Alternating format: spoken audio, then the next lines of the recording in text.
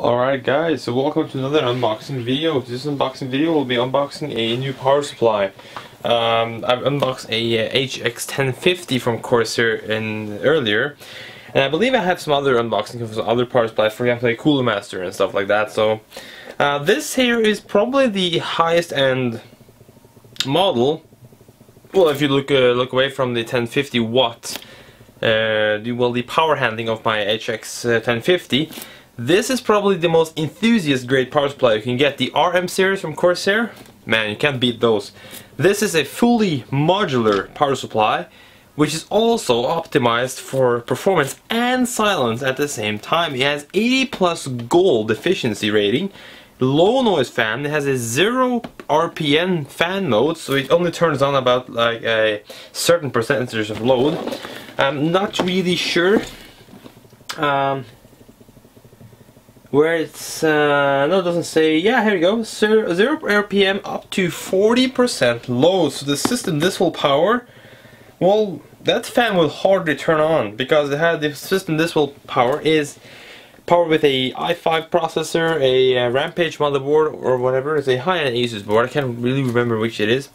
It has 16 gigs of RAM. Has a R9 in it, and just a hard drive and an SSD, and it's a very decent system, but it shouldn't consume more than about around 400 to 450 watts of power at full load. So thinking of gaming, you don't really stress your power supply that much. Gaming, most games only utilize the GPU at its max, but games as Battlefield, for example, will utilize more from the CPU, because that actually tested that actually requires a pretty powerful quad-core processor with high-speed cores. All cores have to be really fast. So so that's interesting. So yeah, let's get to the unboxing procedure. This is packed in this plastic. It has been ripped in transport, but you know, what can I do? Just rip up that plastic.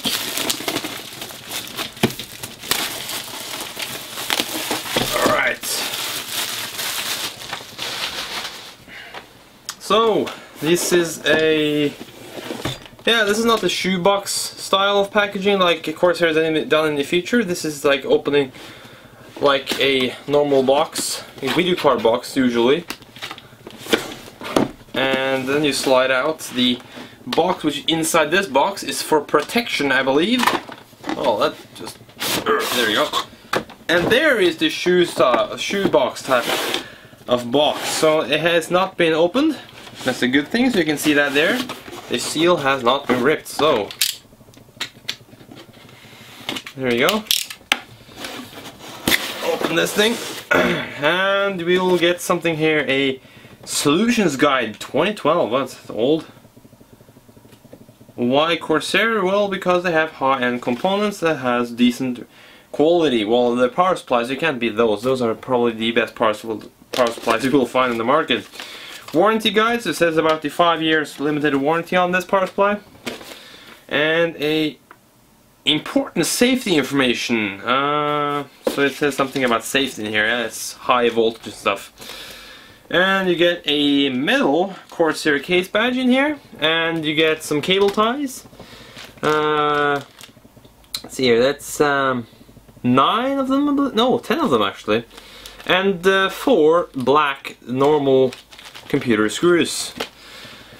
And you get a power cable, which seems to be just as the HX1050 cable I got. No, the HX1050 had a thicker cable in this. It has a little protector on the pins, so that's cool. And you get all of the modular cables in here. All of them. And you can open this here. And there is... it's heavy though. There is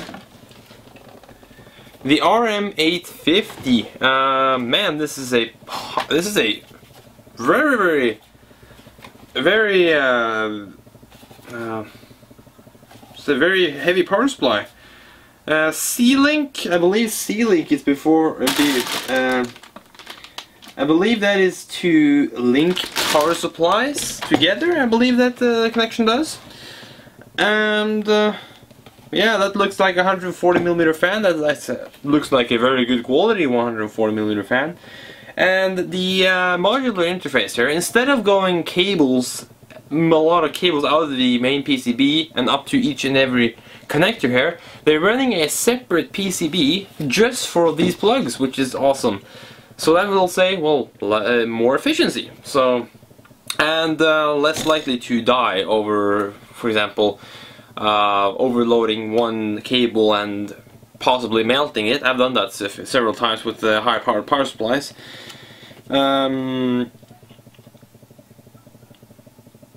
Yeah, silent operation at low to moderate loads. Low to moderate loads, yeah, to low to medium loads.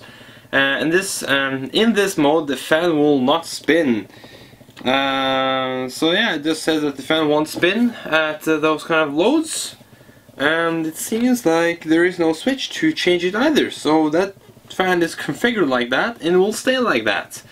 And even which way you want to put this in your case, this will look great because the writing is still the right side, even though where you put it.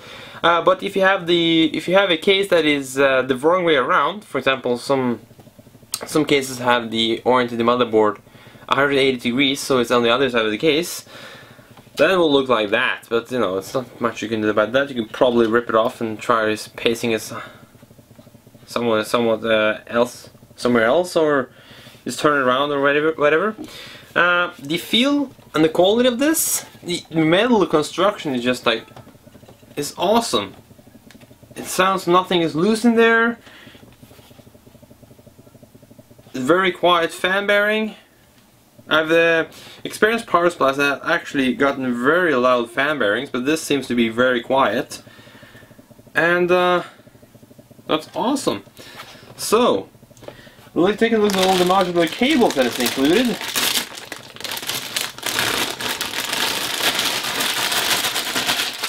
Alright.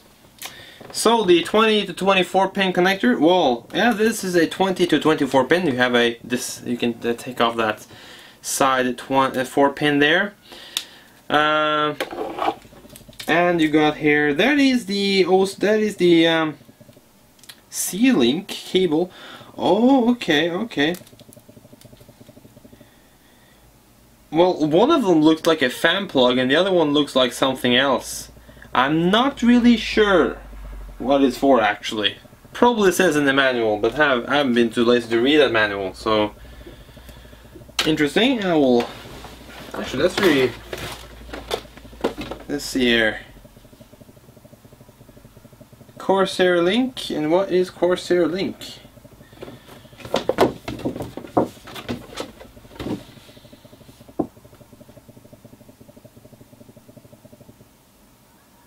RM series works with the Corsair Link system, which with additional hardware not included, you can monitor 12-volt current and fan speed from your desktop.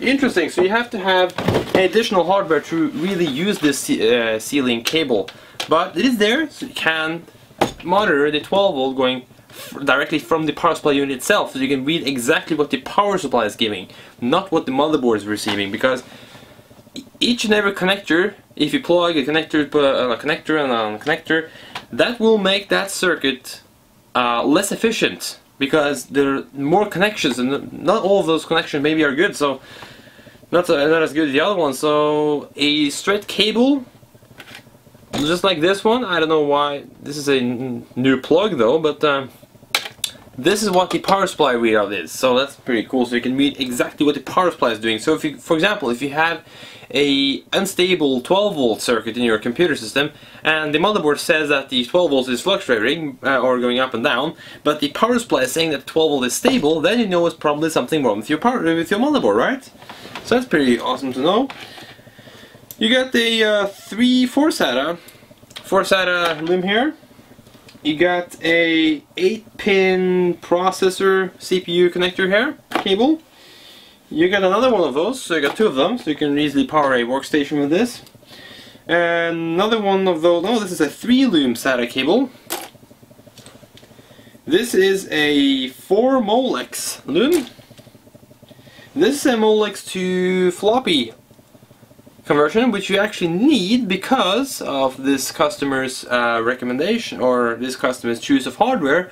The sound card actually requires a floppy connector, so very good that it still includes that.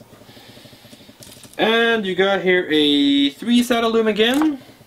You got a 4 Molex again. You got a dual 6-pin loom, dual 6 plus 2 pins rather. So you got one loom for 2 of those. You got another one of those floppy connectors. That's decent to have one more of them, because perhaps some fan controller uses it, or a card reader or whatever. And here's another one of those dual 6 plus 2 pins. And here's another one of those dual 6 plus 2 pins. So in conclusion, you can probably run like 3 high power graphics cards off this unit. Probably not, but you can easily run like a 3 R9290s at stock speeds with this thing. If you're running, for example, a Haswell processor, not a like the 2011 socket, but the mainstream 1150 socket. So you can do it with this, which is quite good. But then it isn't as efficient anymore. So if you have it around, I believe it's a 70% load.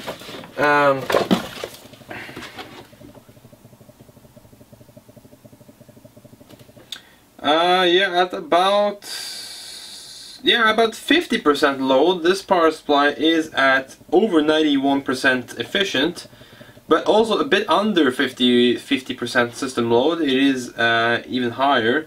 At 100% usage, this unit looks to be, well, 90% efficient. So that's pretty cool. That's pretty good.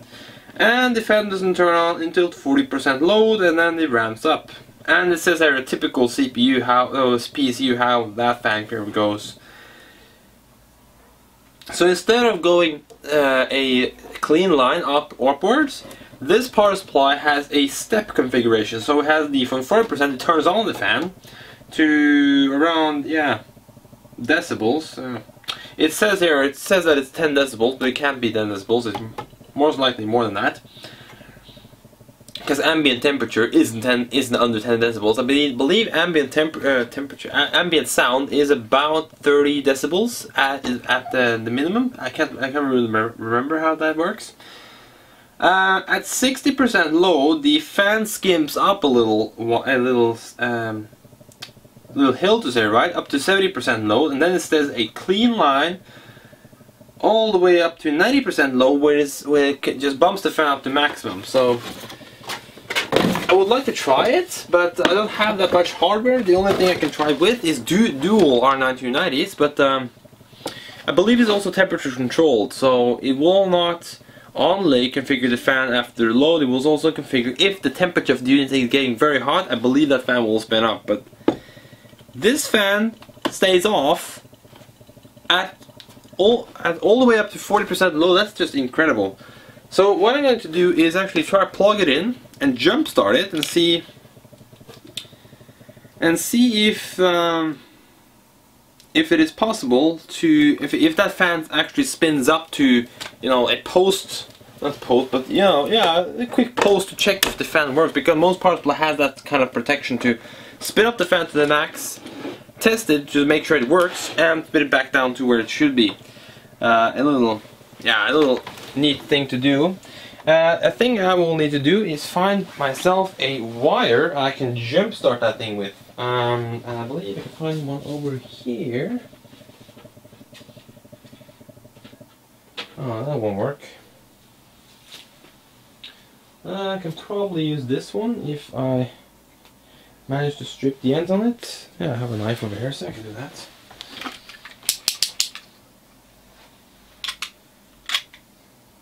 There we go.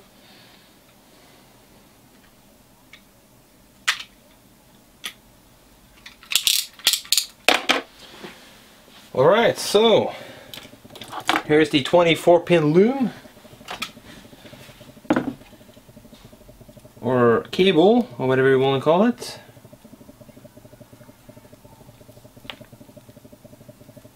Alright, so this is split up actually 2 pieces, so man, those connections, oh, they're tight. There we go. Secure connection. So the jump leads on this PSU will be, I believe it is 4 from the left, but you can never be too sure, so I'm gonna find out with looking at the other power supplies which has color coordinated cables. Yes, this is the 4th from the left. So a 4th from the left, you can also, then you can just jump start it with the cable right next to it. So 4th from the left, that is 1, 2, 3, 4. That is the green that powers on the power supply, and the one next to it is a ground. So you can just connect it with that one. So that is now connected. Turn on the switch, see what happens. Yeah, it is on, but the fan isn't spinning. You can hear the relay turned on in there. Yeah, the fan spins when it turns off. Turn it on again, you can hear the relay. Now it's on, turn it off again. It spins up the fan. But it doesn't check the fan when it's to see if it actually spins. So turn it on. We actually use some power. I can see the lights in the house is flashing. Turn off. It spins the fan a bit, but actually the power supply should be giving power. What you can do is actually just plug on a hard drive. And one of the included SATA looms, I believe I'm going to use a 3-1 because that's most likely the one I'm going to use. That was actually the 3-1.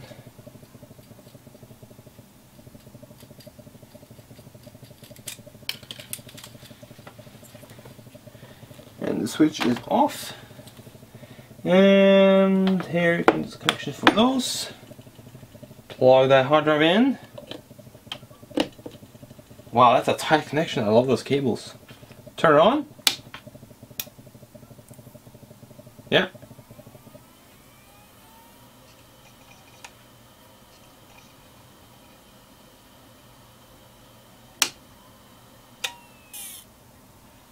That works fine.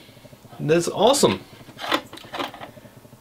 So, well, the thing you can do now is plug it onto into your system and check if everything works. But I have never experienced Corsair power supplies to be defective at arrival. I always experienced that those always work. I haven't had a single. Okay, yeah, I have had one power supply fail for my Corsair lineup, but that was a trash unit that was thrown away. So that's something that I didn't buy. That was a 520 watt unit, so that's old school. But today I've never experienced a power supply from Corsair to fail, so this here is probably the best choice you can have when it comes to buying proper power supplies. Look at this thing. Look at all this electronics in there. That massive 140mm fan there. It's actually a good looking fan as well. There's good looking blades and stuff.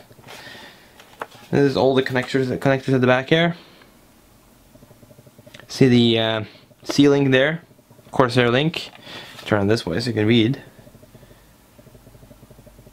So a decent amount of connectors. I believe you can plug on. Let's see here. Well, that looks actually pretty good.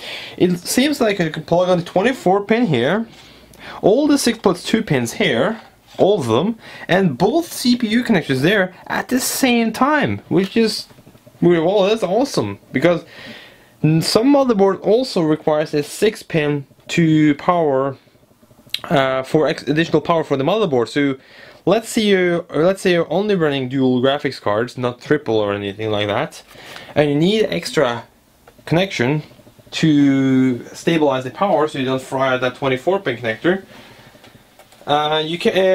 You have the option to do that, and still you can also use 2 8-pins for the CPU at the same time with this unit. 850 watts and it can deliver 850 watts on the 12 volt rail, which is 70.8 amps of power. That is a lot of power. It can deliver up to 150 watts on the 5 and 3.3 volt rail combined. And yeah, it says that it shouldn't exceed 850 watts. You could probably exceed 850 watts on this unit, but you shouldn't do it, because then you're actually exceeding what this unit is rated to deliver stable. All power supplies goes over what, or most power supplies, most quality brand power supplies goes over the wattage that the unit says that it has. My 550 watt Corsair unit, for example, that thing handled easily 700 watts of load, but not for a long time. Those connectors on that power supply got so hot, and that fan went so crazy. So it's not a good idea to do it, but you can exceed it by, for example, 5 seconds. You can exceed it, so no problem there. And also, by looking on the inside here, it has proper cooling. It has like heat fins. It has heat sinks with fins, not like tower, like these aluminum plates that are only connected to the VRM unit or circuit. Man, that is a good looking internal of this power supply. So packed, but still so much quality in there. So thanks so much for watching, guys, and stay subscribed for more unboxing videos just like this one. Probably better lighting in the future and better set to do the unboxing. I'm so sorry about the set. But yeah, thanks for watching, and stay subscribed for more videos, and see you guys next time.